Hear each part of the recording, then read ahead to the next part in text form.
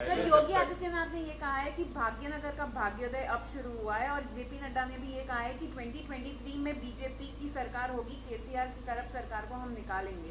तो आप उस पर कैसे देखते हैं? अब जाहिर है ये तो इस तरह की बातें करेंगे ना भाई। जहां पर योगी आए थे क्या हुआ? टाइम हो गए। सर्जिकल स्ट्राइक बोले थे ओल्ड सिटी के ऊपर, अब डेमोक्रेटिक स्ट्राइक हो गया बीजेपी के ऊपर। ये तो डेटा आपके सामने है, एम्पिरिकल एविडेंस आपके सामने है।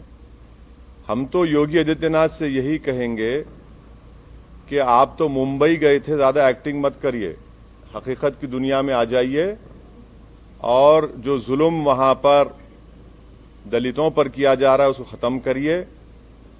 जो खवानीन आप कॉन्स्टिट्यूशन के खिलाफ बना रहे हैं वो रोकिए।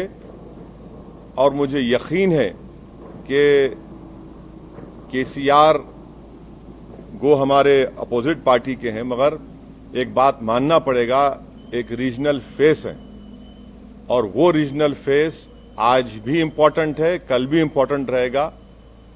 और थोड़ा सा अगर वो लोग जो भी उनके चीजें सही करना है कर लेंगे तो he still very important and I am sure कि केसीआर जो है वो बीजेपी के ऊपर बहुत बड़े भारी पड़ेंगे आने वाले वक्त में। तो क्या आप उनको सपोर्ट करेंगे अगर मेयर की सीट चाहिए तो?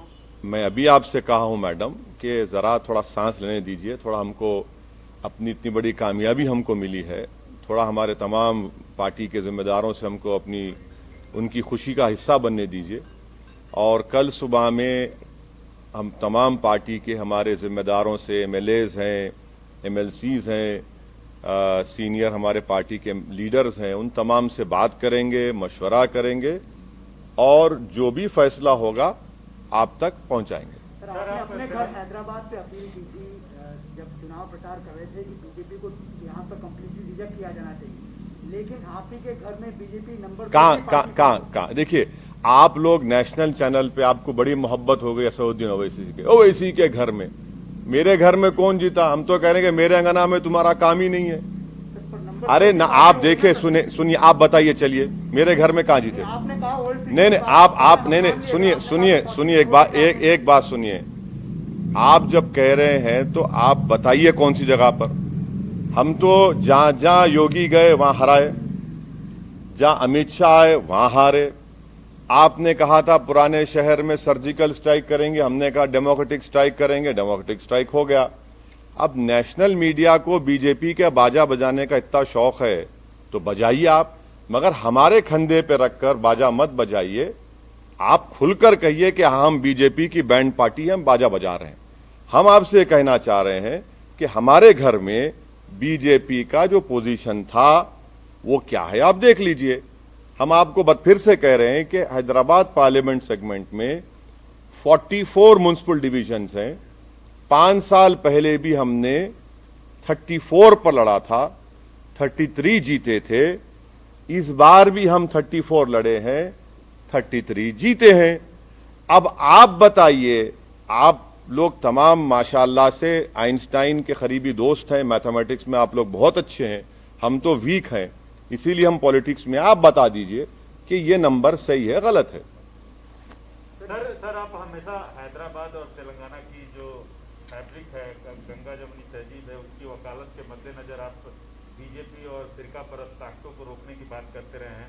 उसी के मद्देनजर आप केसीआर को भी सहयोग करते रहे हैं कई चुनाव में, मतलब लोकसभा और विधानसभा में। तो इसमें तो नहीं था ना कोई अलायंस हमारा। नहीं, इसमें नहीं था। तो क्या थैंक यू। बीजेपी को रोकने के लिए जैसे आप वकालत करते हैं तो क्या आगे हाथ मिला सकते हैं? क्योंकि जो ये आंधी है, जैसा बीजेपी, आप आंधी बोलते? हाँ, बीजेपी आसमान देखिए कितना साफ है, इतना अच्छा मौसम है ना, हवा देखिए। सुनिए, ये लफ्ज आंधी का क्या मतलब? अरे भाई, अगर आंधी होती तो एमएलसी क्यों हार गए महाराष्ट्र में? महाराष्ट्र में हार, अरे ठीक नहीं जी, अरे भाई आवाम का फैसला है, मगर जरा अल्फाज का इस्तेमाल जो है ना, जरा उसके ऊपर देख कर करिए। आंधी कहाँ आंधी है भाई? अरे भाई, तूफान आपके सामने बैठा हुआ है, आप कहाँ आंधी की बात कर रहे हैं? सर, अब चार मीनार की तो बात हो गई, क्या आप कोलकाता के हावड़ा ब्रिज पर कूच करेंगे सर? नहीं, इलेक्शन लड़ना तो प्रसाद साहब मेरे लिए जरूरी है। मैं जब तक जिंदा रहूंगा मैं इलेक्शन लड़ता रहूंगा, और मुझे जीतने से या हारने से कोई मतलब नहीं है, मुझे लड़ने से मतलब है और मैं लड़ूंगा। अब रहा सवाल आपके सवाल का जो स्पेसिफिक जवाब है, अब इलेक्शन से हम लोग थोड़ा हैदराबाद के इलेक्शन से फारिग हो चुके हैं, अब बैठ के बात करेंगे आने वाले एक 6-7 दिन में, और फिर इंशाल्लाह फिर अपना सफर शुरू रहेंगे। सर यही फॉर्मूला आप वेस्ट बंगाल में, मतलब आपने कहा था हर नहीं, सोमित देखिए, मैं आपके सामने कई मर्तबा इन पर्टिकुलर आपके तमाम से कहूं कि केरला में और आसाम में मैं नहीं जाऊंगा।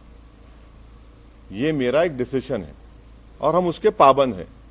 वहां पर बदरुद्दीन अजमल साहब की AIDUF है, IUML केरला में है, हम वहां जाकर उनको डिस्टर्ब नहीं करेंगे। अगर कभी उनको गलती से मेरी जरूरत पड़ गई मुझ जैसे दीवाने की, तो वो मुझे कॉल कर ले, मैं आ जाऊंगा, नो प्रॉब्लम। सर मतलब सर बीजेपी ये भी कह रहा है, सर ये बीजेपी ये भी, सर बीजेपी नहीं, ये केरला और आसाम की बात कर रहा हूं। वेस्ट बंगाल, तमिलनाडु में तो लास्ट टाइम लड़े हम लोग, एक सीट लड़े थे, वानियमबाड़ी की सीट लड़े थे हम लोग एक। बिल्कुल तमिलनाडु में लड़ेंगे, क्यों नहीं लड़ेंगे? सर बीजेपी इधर भी वो राइट साइड बहुत हो गया, लेफ्ट विंग भी है, एक सवाल ले लीजिए। लेफ्ट साइड भी है। सर बीजेपी ये क्लेम करता रहा कि MIM का और मेनली जो TRS का अलायंस है, मतलब इश्यू बेस्ड जो सपोर्ट था वो रूम के अंदर ही रहा है।